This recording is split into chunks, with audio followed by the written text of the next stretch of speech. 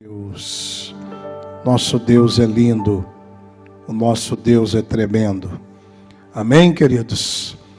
Nós vamos entrar agora no ar, através das nossas redes sociais. Que Deus abençoe os amigos de casa, do Facebook e também do YouTube, que estão agora ligados com a gente. Nós estamos aqui na nossa sede estadual, Fortaleza, Ceará, e estamos no nosso primeiro culto de hoje. Já buscamos muito a Deus aqui, vamos buscar mais, que maravilha.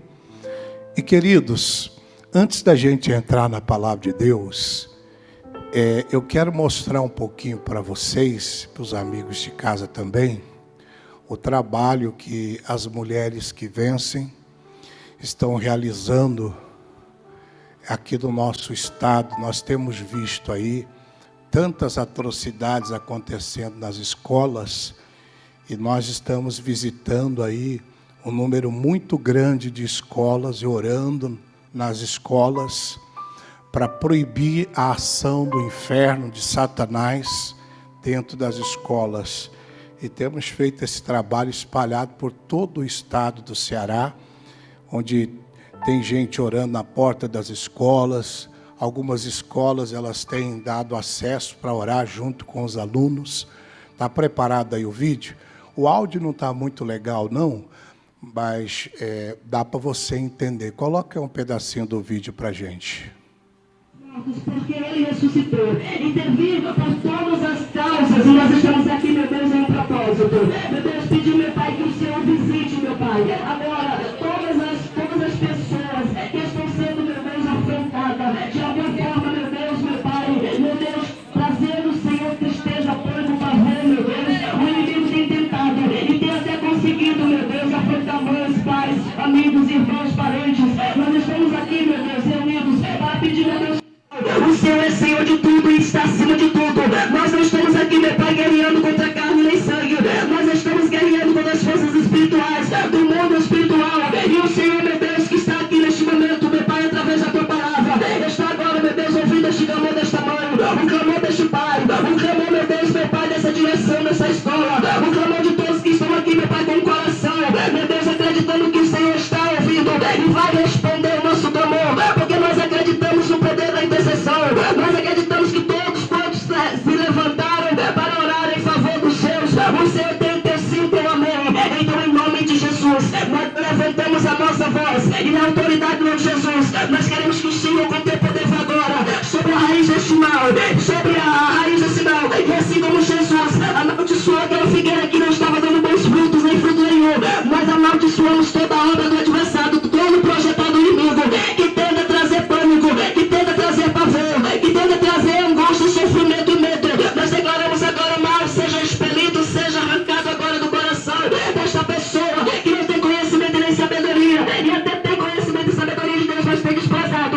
Nós estamos agora unificados em nossa fé para clamarmos por essas vidas, para que elas sejam também, meu Deus, alcançadas, porque o Senhor, meu Pai, na cruz do Calvário já levou sobre si todo o pecado e toda a iniquidade da humanidade. E esta pessoa não foi, meu Deus, ela não foi, meu Deus, exaltada, ela foi incluída. E na autoridade de Jesus, nós liberamos o perdão para esta pessoa, e nós declaramos que esta pessoa está sendo agora, estas pessoas, porque eu acredito que não seja uma, mas a raiz começou por uma. Nós declaramos agora que estas vidas estão sendo alcançadas, e o poder do mal está sendo aniquilado, e o projetado de Satanás está sendo aniquilado, e a obra maligna está sendo aniquilada, em nome de nosso Senhor e Salvador Jesus Cristo. Levante as mãos e digam: nós clamamos pela paz da nossa nação, em nome de Jesus. Nós declaramos que todas as orações que foram levantadas agora terão sim o amém, porque o Senhor declara que aquele que pede, recebe. Diga: nós estamos pedindo em nome daquele que pode guerrear por nós, em nome do seu Filho Jesus. Diga aleluia. Agora vamos finalizar com a oração que Jesus nos ensinou. Glória a Deus. Tem as fotos também aí, eu pedi para colocar. Põe as fotos também, de vários lugares, pessoal orando na porta das escolas, em vários lugares do estado do Ceará, no interior, aqui na capital, Ontem saiu uma equipe nossa também para fazer as orações nas escolas. Nós estamos cercando as nossas escolas com o poder de Deus e declarando que a escola é lugar de aprendizado, onde as crianças vão lá para aprender, e não para morrer, e não para ofender, e não para maltratar professor. Em nome do Senhor Jesus. Nós estamos espalhados pelo estado aí fazendo esse trabalho para honra e para a glória de Deus. O pessoal visitando. E tem muito mais fotos que não dá para mostrar tudo, mas esse aí é parte do trabalho que está sendo feito nas escolas, abençoando todo o povo. Teve até uma cidade lá, a cidade de Iguatu, um repórter de um jornal viu, fez a filmagem, até publicou no jornal da cidade lá, as imagens do pessoal orando. Que o Senhor continue abençoando esse trabalho, porque é isso que nós temos que fazer. Somos abençoadores para transbordar a bênção do Senhor na vida das pessoas. Vamos aplaudir Jesus. Obrigado, Jesus.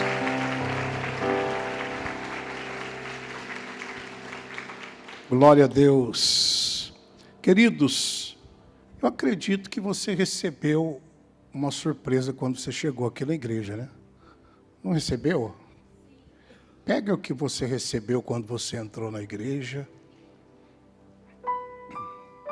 Eu falei, hoje eu vou dar um presente para todo mundo que chegar na igreja.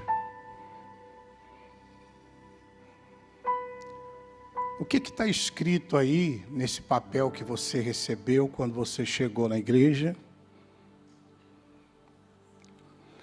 Assim diz o Senhor, o Deus de Israel: melhorai os vossos caminhos e as vossas obras, e eu vos farei habitar neste lugar. Vamos ler de novo? Assim diz o Senhor dos exércitos, o Deus de Israel: melhorai os vossos caminhos e as vossas obras, e vos farei habitar neste lugar. Queridos, a minha mensagem hoje tem esse tema: melhorai os vossos caminhos e as vossas obras. Melhorai os vossos caminhos e as vossas obras. O que significa melhorar? É tornar superior ao estado atual. Melhorar significa você aperfeiçoar, muitas vezes o que já está bom, o que até é ótimo. Também tem sentido de corrigir. E é inadmissível que uma pessoa que tenha aceitado o Senhor Jesus, que ela piore. Deus não quer ninguém piorando. Muito pelo contrário. Deus quer que todos nós melhoremos. Esse versículo que nós lemos, ele faz parte aqui do capítulo 7 de Jeremias. Foi uma mensagem que Deus mandou o profeta Jeremias pregar na porta do templo. Ele não pregou essa mensagem no templo, ele pregou na porta do templo. Se você ler aqui o versículo primeiro, você vai entender melhor. Eu vou ler para você do verso 1 ao 3. A palavra que foi dita a Jeremias pelo Senhor, dizendo: põe-te à porta da casa do Senhor, e proclama-lhe esta palavra, e dize: ouvi a palavra do Senhor, todos de Judá, e vós o que entrais por estas portas para adorardes ao Senhor. Assim diz o Senhor dos exércitos, o Deus de Israel: melhorai os vossos caminhos e as vossas obras, e vos farei habitar neste lugar. Então Deus mandou o profeta Jeremias ficar à porta do templo, e à medida em que as pessoas iam entrando, ele dizia para elas assim: você tem que melhorar, você tem que melhorar, você tem que melhorar seus caminhos e você tem que melhorar suas obras. Não é uma mensagem que as pessoas normalmente gostam de ouvir, mas é uma mensagem que precisa ser pregada, que precisa ser ensinada. E as pessoas precisam entender que precisam melhorar seus caminhos e melhorar as suas obras. Tem pessoas que aceitaram Jesus como Senhor, mas ao invés de melhorar, elas pioraram. Se tornaram pessoas piores do que era antes. Então você não aceitou Jesus. Você simplesmente aceitou só uma religião. Por quê? Porque o próprio Salomão, em um dos seus provérbios, no capítulo 4, verso 18, ele diz que a vereda do justo é igual ao caminho, é igual à luz da aurora, que vai brilhando, brilhando, até se tornar dia perfeito. Então, você já viu a luz da aurora? Quando você levanta de madrugada, a luz está fraquinha, mas ela vai melhorando, vai melhorando, vai melhorando, vai melhorando. Quando você vê, o dia já está clarinho. Assim deve ser também cada um de nós. Nós precisamos melhorar. Aqui o profeta Jeremias, ele estava falando isso para o povo, porque estava vindo um juízo de Deus muito pesado. Deus estava dizendo aqui que se eles não melhorassem, eles seriam levados para a Babilônia, seriam levados cativos. E muitos deles não deram ouvido, irmão. E a Bíblia Sagrada diz que por 70 anos aquele povo foi levado para a Babilônia como cativos. Por quê? Porque eles não quiseram melhorar. Quando a pessoa não quer melhorar, irmãos, ao invés, você pensa que ela vai estacionar, ela vai regredir. Vamos prestar bem atenção. Tudo na vida melhora, irmão. E nós precisamos melhorar também. Antigamente, eu não sei se você é dessa época, se a gente lavava roupa no rio. Quem já lavou roupa no rio aqui? Depois passou um tempo, criaram aquele tanque de cimento, né? Onde você esfregava a roupa naquele tanque. Depois passou a existir aquele tanquinho elétrico que você colocava lá dentro, lavava a roupa. E agora tem as máquinas de lavar roupas. São moderníssimas. Algumas você controla até pelo aplicativo do celular. Você põe ali 13 quilos de roupa e ela lava. Então tudo melhorou. Lembra dos celulares? Quando surgiu o celular, o primeiro foi aquele tamanho de um tijolo, aquele do Motorola, lembra? A gente andava com aquele tijolo assim, todo exibido na rua. Eu lembro que na época a gente tinha ações de telefone e eu troquei por um daquele. Como era bobo, eu andando com aquilo na cintura, aquele negócio assim, desse tamanho. Mas foi evoluindo, foi melhorando, melhorando, melhorando, melhorando. E hoje nós temos os famosos smartphones com tecnologia avançada. E cada dia eles estão melhorando, irmão. Cada dia, cada dia. Eu fui algum tempo atrás no dentista amigo meu, muitos anos, doutor Emerson Galvão, lá de Manaus. Se estiver assistindo, Deus abençoe ele, em nome de Jesus. E essa última vez que eu fui, eu fiquei surpreso, que graças a Deus eu não sofri tanta dor. Ele é bem cuidadoso.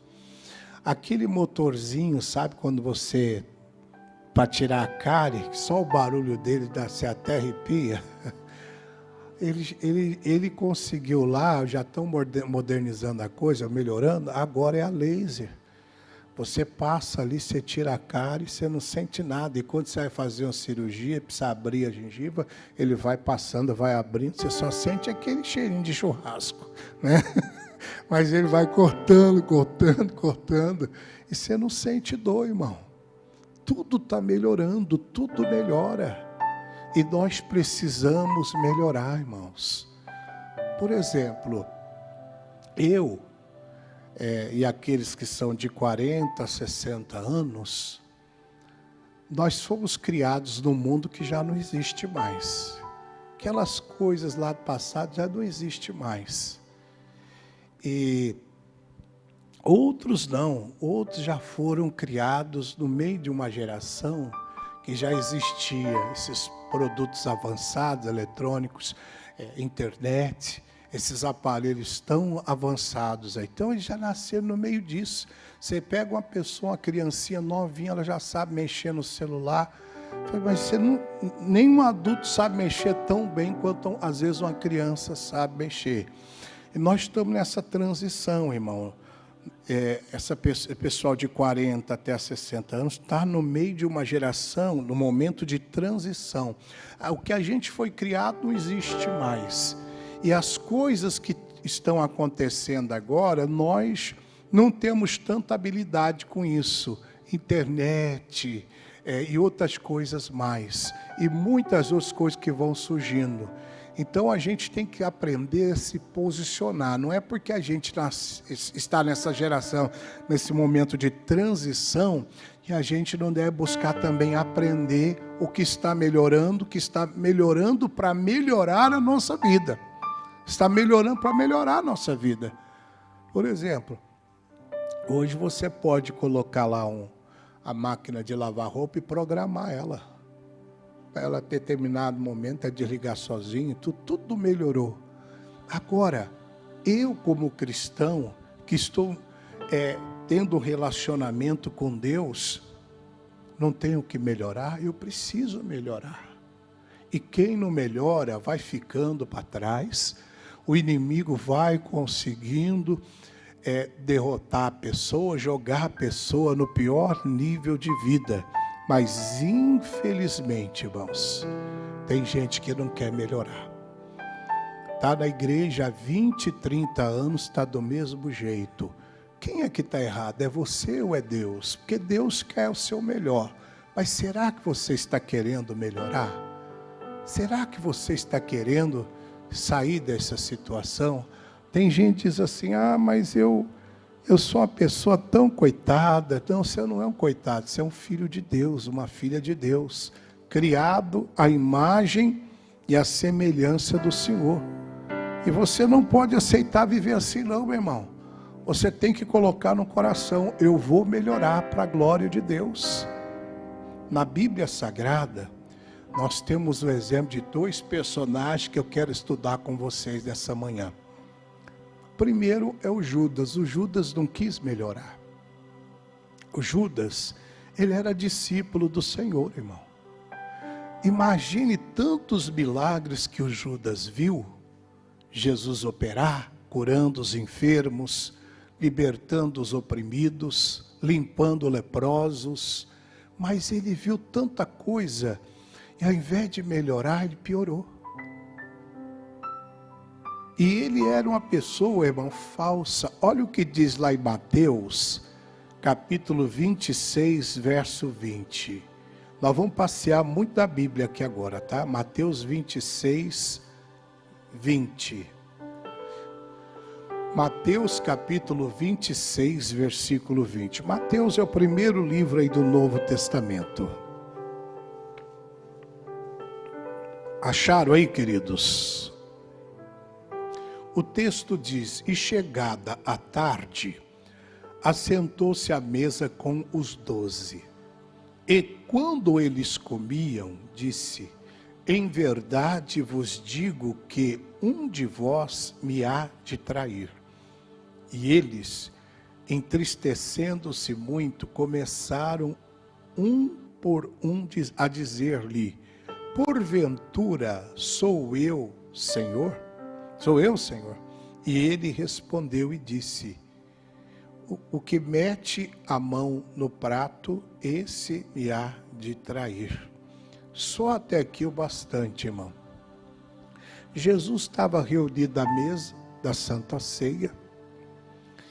E a Bíblia diz que Jesus diz, olha, um de vós há de me trair. Quem é que toma a palavra para dizer isso para Jesus? Senhor, porventura sou eu que há de trair? O próprio Judas. Mas por que o Judas perguntou para Jesus, sou eu que devo trair, se era ele que iria trair Jesus? O Judas era uma pessoa dissimulada, irmão, um artista. Na verdade, ele estava usando essa pergunta para que ninguém desconfiasse que era ele o traidor, irmãos. Estava ali. Ao invés de chamar Jesus do lado e dizer, Senhor, eu estou sendo tentado. Me livra dessa tentação. Eu não quero cair. Eu não quero ser a pessoa que vai dar vexame, escândalo para o ministério do Senhor. Mas não. Dissimuladamente, ele mesmo lança a pergunta. Dissimuladamente. Quem há de trair? Sou eu? Sou eu quem há de trair? Jesus disse para ele, tu dizes. Jesus deixou no anonimato. Quer dizer, estava com Jesus, mas não queria melhorar. Olha lá, João capítulo 6, verso 70. Evangelho de João, capítulo 6, versículo de número 70.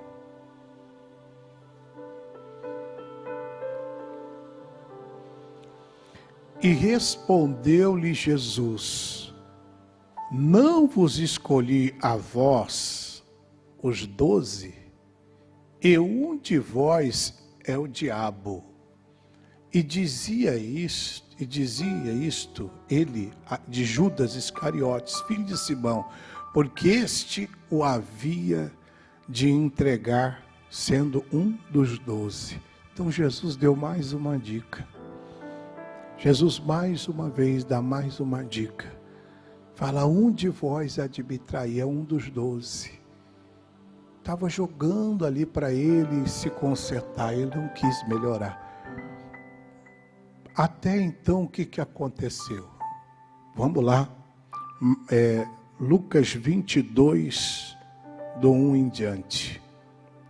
Lucas capítulo 22, do versículo 1 em diante. Estava perto, pois, da festa dos pães asmos, chamada de Páscoa, e os principais dos sacerdotes e os escribas andavam procurando como o matariam, porque temiam o povo. O que está escrito no verso 3 aí agora?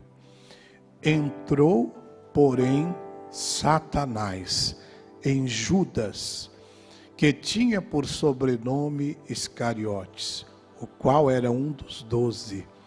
E foi e falou com os principais dos sacerdotes e com os capitães de como lhe entregaria, os quais se alegraram e convieram em lhe dar dinheiro.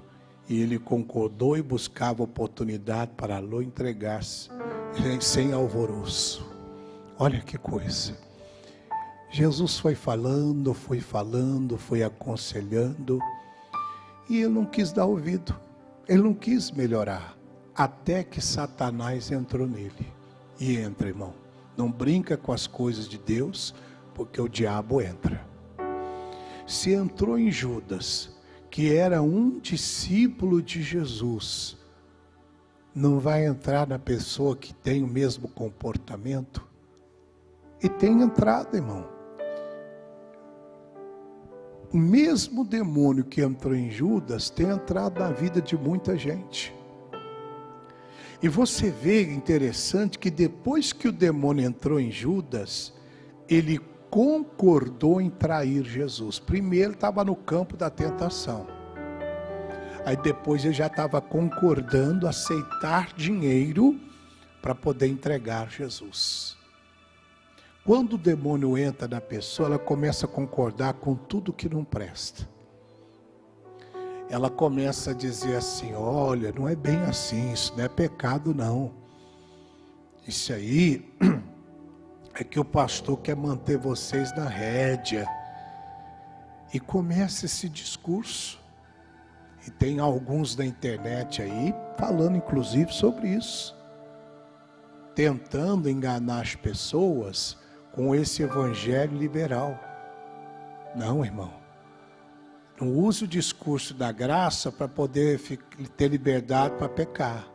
Não, nós temos a graça de Deus, que é o favor imerecido de Deus para as nossas vidas, mas nem por isso nós vamos dar ocasião à carne.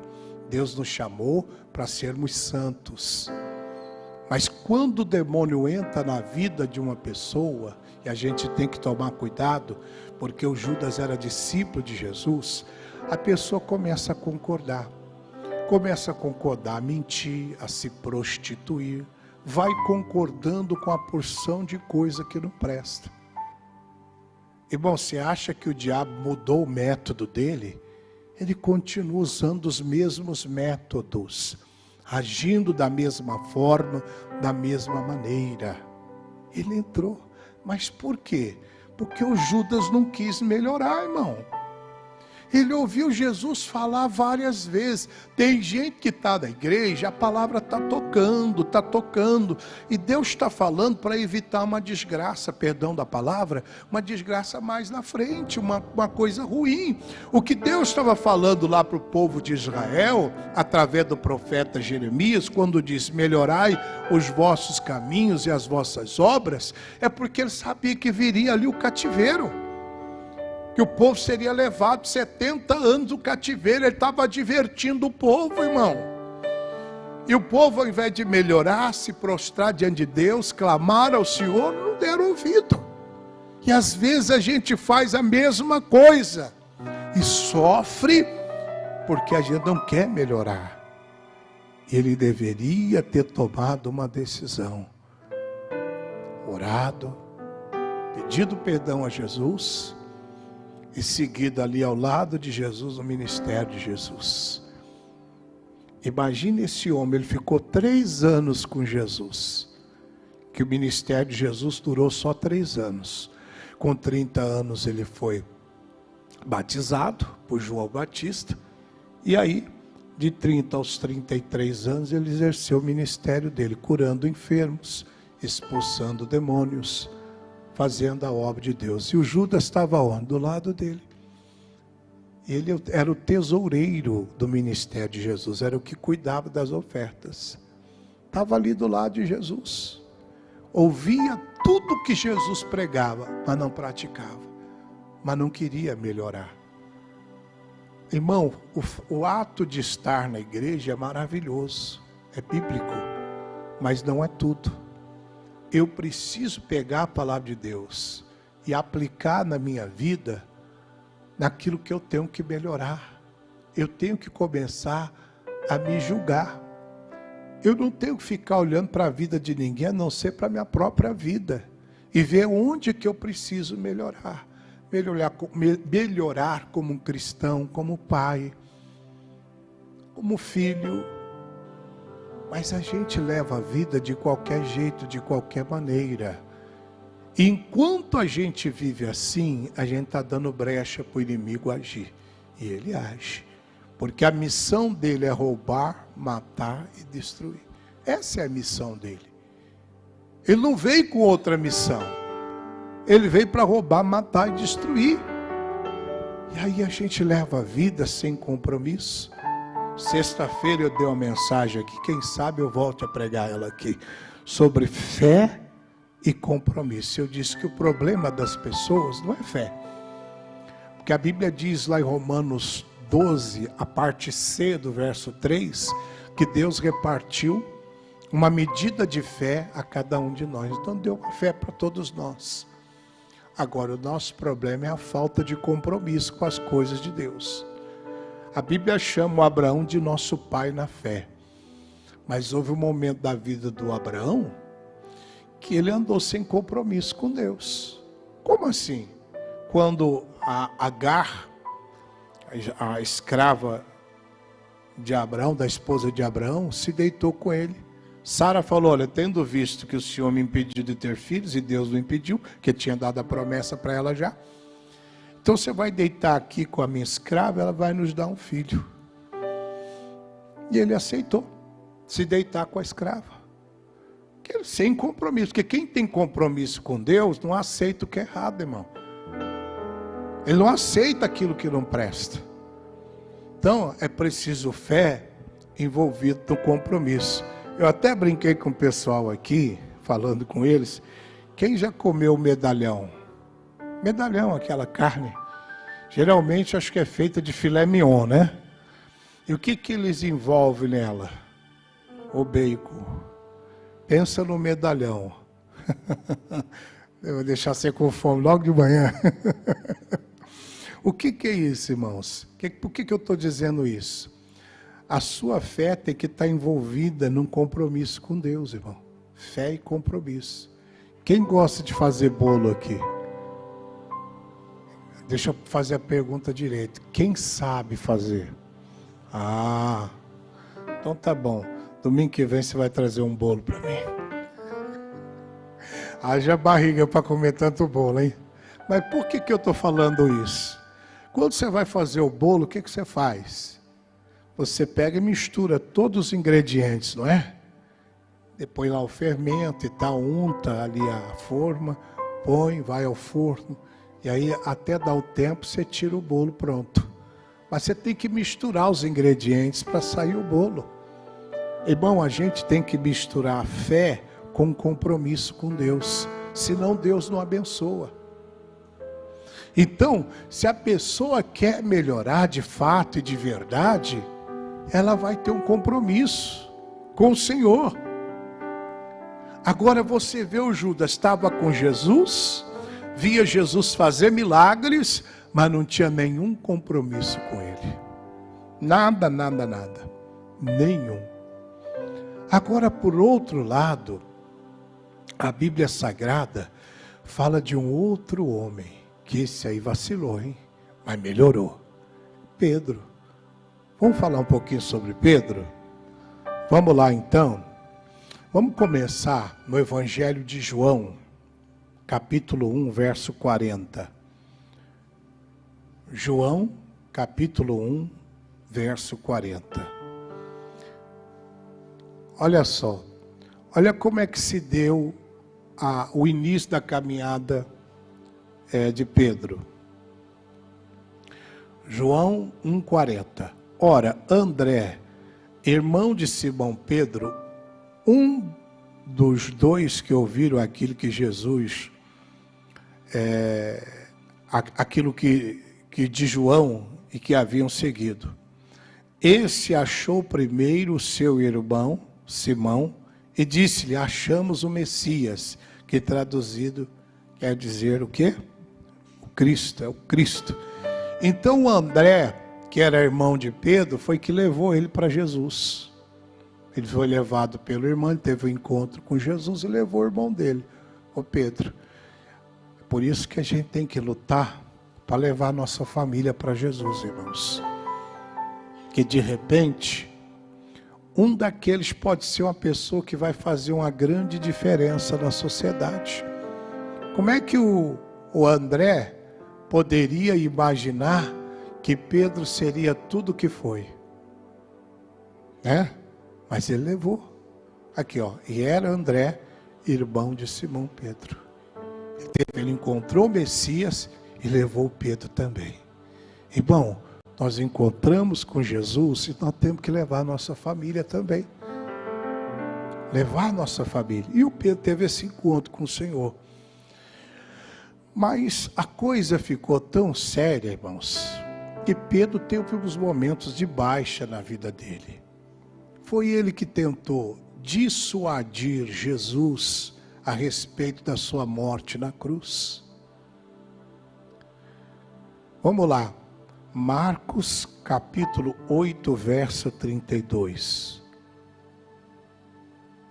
Marcos capítulo 8, verso 32. E dizia abertamente estas palavras. E Pedro o tomou à parte e começou a repreendê-lo. Mas ele, virando-se e olhando para os seus discípulos, repreendeu a Pedro, dizendo: retira-te de diante de mim, Satanás, porque não compreende as coisas que são de Deus, mas as que são dos homens. Olha que coisa séria. Jesus estava falando a respeito do plano da salvação, que ele seria morto, que seria crucificado e ressuscitaria. A Bíblia diz que o Pedro pegou Jesus assim, trouxe a parte, falou: de modo algum isso vai acontecer com o Senhor. Começou a repreender Jesus. A Bíblia diz que Pedro repreendia Jesus. Olha o versículo 32, e dizia abertamente essas palavras: e Pedro o tomou à parte e começou a repreendê-lo. Olha só que vacilo do Pedro, irmão. Repreender Jesus. Mas Jesus deu-lhe uma para trás, Satanás. Irmão, às vezes a pessoa fica chateada quando ele dá uma palavra mais dura. Imagina, Jesus também falava duro, viu? Sai daqui, Satanás. Você não entende as coisas de Deus, só dos homens.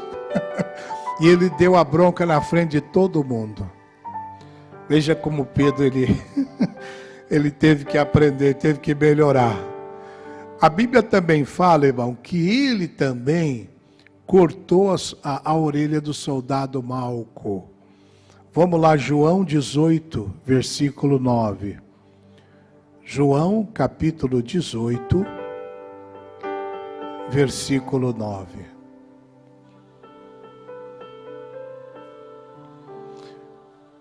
Para se cumprir a palavra que tinha dito: dos que me desse, nenhum deles perdi. Então, Simão Pedro, que tinha a espada, desembainhou-a e feriu o servo do sumo sacerdote, cortando-lhe a orelha direita. E o nome do servo era Malco. Mas Jesus disse a Pedro: mete a tua espada na bainha. Não beberei eu o cálice que o Pai me deu. Que cálice era esse? Era o cálice da morte. O Pedro, agindo por conta própria, pega a espada, o bicho era bruto, viu? E corta a orelha do soldado. Ô bicho bruto. Ele diz: não, guarda a tua espada aí. Por acaso eu não vou beber o cálice que meu pai me deu, que era o cálice da morte? Tem gente que quer resolver tudo na violência. É grosso que só gosta de pegar pesado. O homem era estúpido, irmão. O homem era grosso. Cortou a orelha do soldado. Foi o primeiro implante, quem fez foi Jesus, né? Jesus pegou lá a orelha do Malco, colocou no lugar, ficou certinho, nem cicatriz ficou. Olha como Jesus é perfeito para operar milagres, né? Deus pode colocar no lugar o que você perdeu, que foi tirado. Mas o Pedro aqui estava agindo por conta própria, irmão. Fazendo besteira. Toda vez que a gente age por conta própria, a gente faz besteira na vida. A gente tem que sempre agir debaixo da direção de Deus, para Deus nos abençoar. Agora, o Pedro também foi vaidoso, se considerava melhor do que os outros. Olha lá, Marcos 14, 29. Marcos capítulo 14.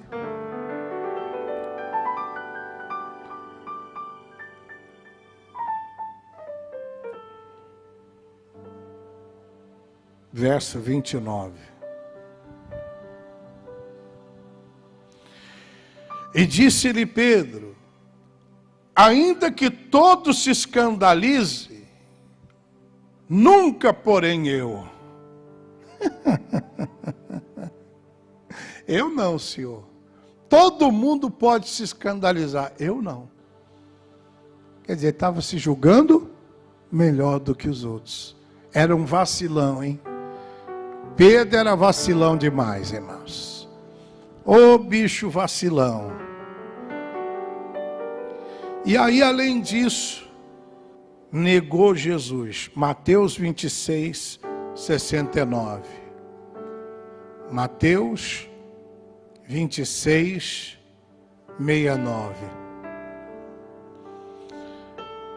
Mateus capítulo 26, 69. Ora, Pedro estava sentado fora, no pátio, e aproximando-se dele uma criada disse: Tu também estava com Jesus, o Galileu. Mas ele negou, dizendo diante de todos, não sei o que dizes. E saindo para o vestíbulo, outra criada ouviu e disse que ali estava. E também estava com Jesus o Nazareno. E ele negou outra vez com juramento. Ainda jurou, hein? Não conheço tal homem. E logo depois, aproximando-se, os que ali estavam disseram a Pedro: verdadeiramente também tu és um deles. Pois a tua fala te denuncia. Então começou ele a praguejar e jurar. Bicho era estúpido mesmo, hein? E dizendo: não conheço esse homem. Imediatamente o galo cantou. E lembrou-se Pedro das palavras de Jesus que lhe dissera: antes que o galo cante, 3 vezes me negarás. E saindo dali, chorou amargamente. Graças a Deus que essa palavra final, chorou amargamente, mostra que Pedro se arrependeu, né? Ele nega Jesus 3 vezes, mas depois, naquele choro, ele vai chorar, porque ele percebeu que ele tinha passado os seus limites, ultrapassado os limites. E ali, naquele choro de Pedro, ele começa a entender que ele precisava melhorar. Que ele precisava melhorar. Naquele choro, onde ele chorou amargamente, ele faz a oração de uma mudança, de um divisor de águas. Irmãos, as nossas orações, elas precisam ser um divisor de águas para nós. As nossas orações têm que trazer um antes e um depois. Olha, depois que eu fiz essa oração, eu mudei. Depois que eu fiz essa oração, eu passei a ser uma outra pessoa. Depois que eu fiz esta oração, as coisas mudaram para mim, porque eu passei a ser uma pessoa totalmente diferente. Mas ele melhorou os seus caminhos.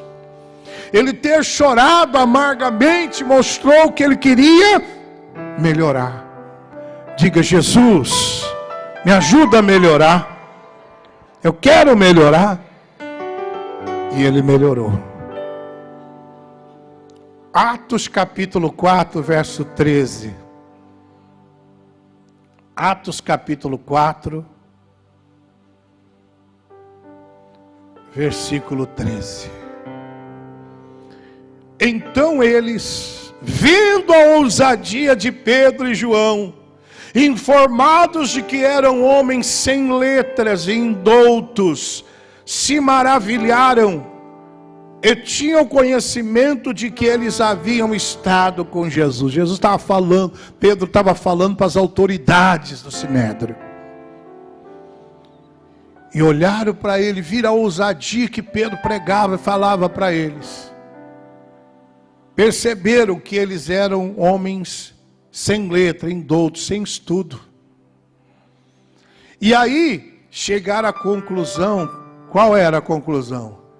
Que eles realmente haviam estado com quem? Com Jesus, pelo jeito que ele falava. Irmão, quem está com Jesus faz diferente. Quem está com Jesus chama atenção. Por quê? Não porque ele quer aparecer, porque ele é diferente do mundo. Então aqui o Pedro já começa, a gente começa a ver essa melhora na vida dele. Lá no capítulo 2 de Atos, versículo 40, Atos 2, 40. Olha que bonito. Atos capítulo 2, versículo 40. E com muitas outras palavras, isto testificava e os exortava, dizendo: salvai-vos desta geração perversa, de sorte que foram batizados os que de bom grado receberam a sua palavra. E naquele dia se agregaram-se o quê? Quase 3.000 almas. No primeiro discurso de Pedro, quase 3.000 almas se converteram ao Evangelho. Melhorou ou não melhorou? Melhorou, irmãos. Com certeza que ele melhorou. E nós vamos encontrar vários textos da Bíblia, eventos importantes relacionados à vida de Pedro. Pedro e João, como nós vimos, anunciaram aqui, quase 3.000 almas se converteram. No capítulo 5, nós não vamos abrir, eu só vou citar porque o tempo não nos permite. Capítulo 5 de Atos, versículo de número 15, a Bíblia diz que Pedro passava a sombra dele sobre os enfermos, e os enfermos eram curados. Pedro e os apóstolos foram livres da prisão por um anjo, lembra lá? Atos capítulo 12, Deus mandou um anjo lá na prisão, tirou Pedro da prisão. Pedro viajou para Samaria com o apóstolo João.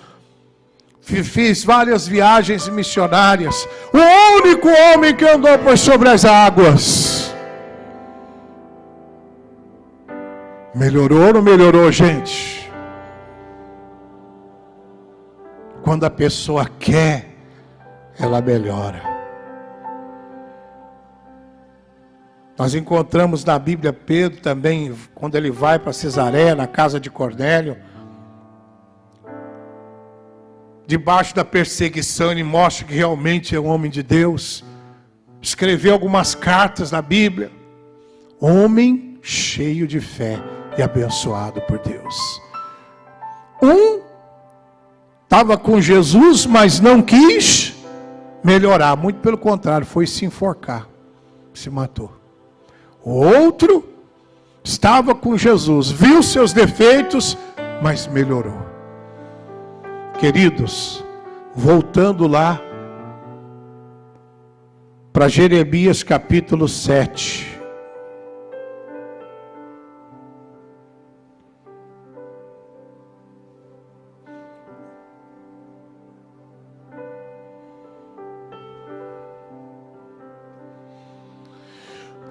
A palavra dita a Jeremias pelo Senhor, dizendo: põe-te à porta da casa do Senhor e proclama ali esta palavra. E dize: ouvi a palavra do Senhor, todos de Judá, vós que entrais por estas portas, para adorar-lhes ao Senhor. É o povo que estava entrando para adorar.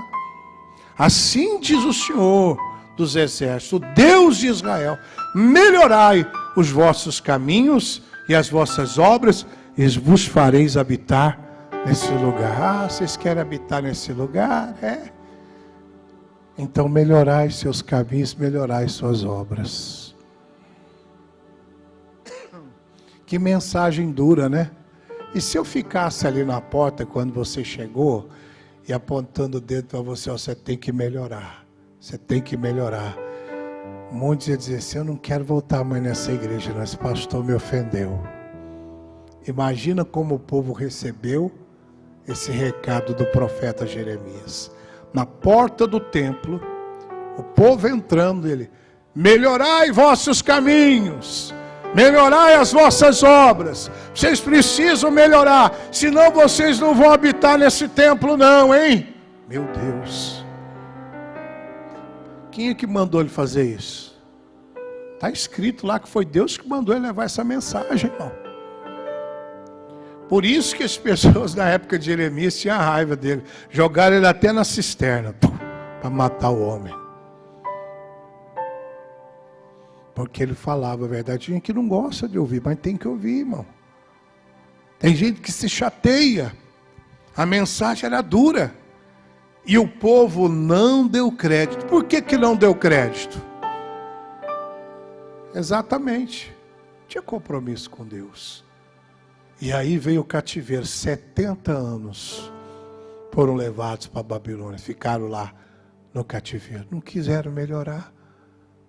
Então, irmãos, coloca no coração, eu vou melhorar. Eu vou melhorar cada dia em nome de Jesus. Tem coisa que sozinho a gente não consegue, mas se a gente pedir, Jesus nos ajuda a melhorar. O Espírito Santo nos ajuda a melhorar. Pode ter certeza disso. Às vezes você está na igreja, até hoje você não largou o cigarro, não largou a bebida, não largou a coisa errada. Você tem que melhorar, meu irmão. Não fica brincando com coisa séria, não. Você veio para a igreja, você só se enturmou com as pessoas, mas você não melhorou. Por quê? Porque a palavra veio, você não pegou aquilo para praticar. E continuou do mesmo jeitinho, enganando, mentindo, passando os outros para trás. Para com isso aí, irmão. Deus não é brincadeira, não. Mas tem gente que, não, isso aí é religião. Vai nessa. A hora o juiz de Deus vai chegar até você. Imagine, irmãos. Ixi, tá tão ruim a pregação assim, irmão. Pessoal, abriu a boca de jacaré. E toma cuidado que tem uma mosca que anda voando aí, que é desse tamanho, ó. Daqui a pouco ela, do jeito que você abriu a boca aí, você vai ver o tamanhozão da mosca entrar. É? Olha aqui para mim, presta atenção. Imagina quando Deus foi executar o juízo sobre a terra. Quando é que Deus executou o juízo sobre a terra? Do dilúvio. Só que antes Deus mandou construir a arca. Sim ou não? E até então, já tinha chovido alguma vez sobre a face da terra? Não, nunca tinha chovido. Aí, irmãos, Noé parecia um bobão construindo a arca para as pessoas da geração dele. As pessoas olhavam e criticavam. Como é que esse homem está construindo um barco desse, nunca choveu aqui? E aí, olha só. Construiu e tal. Colocou o que tinha que colocar para o lado de dentro. Aí quem não entrou, certamente começou aquele chuvisqueirinho. Foram se esconder nas suas casas. Aí começou a chuva a aumentar. Aumentando.